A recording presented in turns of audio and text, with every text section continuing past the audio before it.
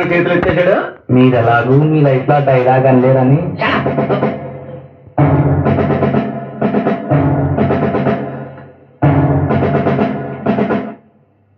Madam మీరు చెప్పింది ఎత్తనా? అవును.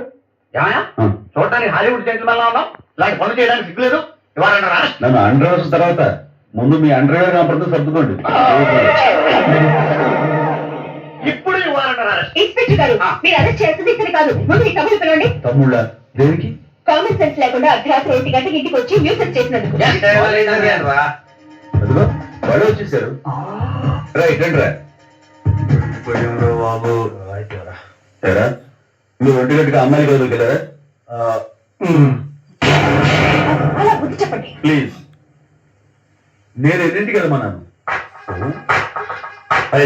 మీరు ఎన్నింటికి వెళ్ళారు? 1 గంటకి. గంట ఆలస్యం. సిగ్గులేదు. ఏమైందో మీ పంచువాటి? ఏంటండి మీరు అనేది? మీరు మా చెల్లెల దగ్గరకు వెళ్ళవద్దు. మీరా?